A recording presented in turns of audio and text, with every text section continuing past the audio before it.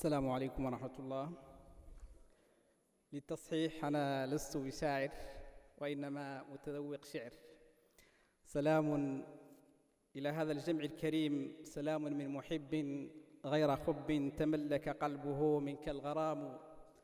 فموجب الرشد أني أحبك والمحب له ذمام، أحبك لوجه الله ربي ومن يحببك حق له احترام. أيها الإخوة الأفاضل،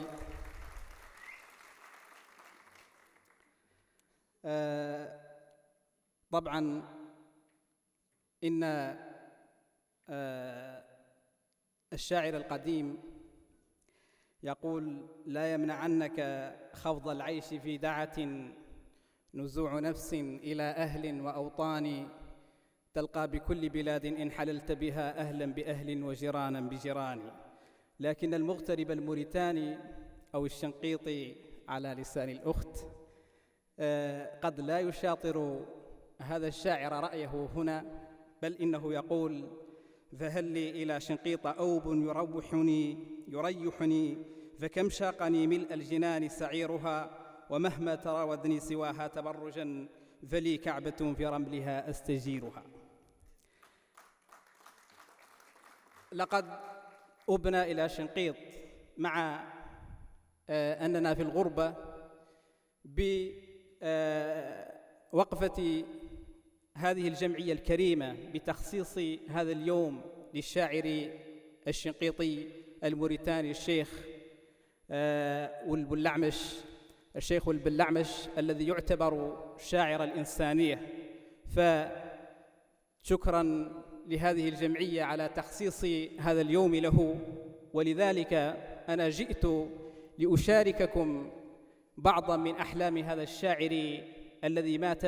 قبل أن تحقق، فعل أن تتحقق بتكرارها. يقول الشاعر الراحل رحمه الله: لتفترش الأحلام من لقتي حقلا، أحاول أن ترقى الحروف إلى أعلى،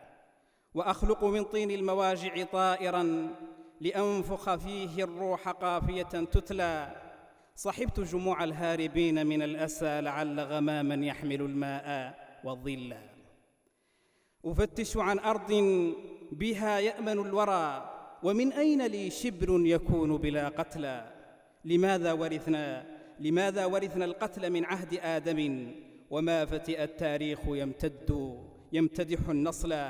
كفرت بكل الزاحفين إلى الذرى إذا كان جسر النصر أن يجرحوا طفلا.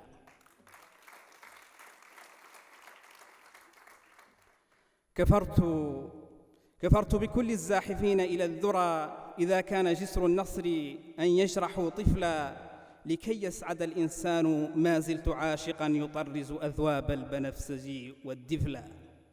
ولي في رحاب القلب صومعة الرؤى، وأوتيت ملكا في المحبة لا يبلى، سأغرف للباكين من زمزم الرضا، وإن مت ظمآنا فموردهم أولى. طبعا نلاحظ أن الشاعر لم يتبنى نظرية أبي فراس الحمداني التي يقول: فإن مت ظمآنا فلا نزل القطر، فهو يقول: سأغرف للباكين من زمزم الرضا، وإن مت ظمآنا فموردهم أولى. أيها الإخوة، بما أن هذا آخر يوم للشعر، أنا أستسمحكم بأن أودعكم بأبيات لشاعر شنقيطي قديم يقول فيها: أتمسك دمع العين وهو ذروف، وتأمن مكر البين وهو مخوف، تكلم منا البعض والبعض ساكت، غدا افترقنا والوداع صنوف، فآوت بنا الأحوال آخر وقفة إلى كلمات ما لهن حروف، حلفت يمينا لست فيها بحانث لأني بعقب الحانثين عروف، لئن وقف الدمع الذي كان منسكبا لثم أمور ما لهن وقوف. والسلام عليكم ورحمة الله.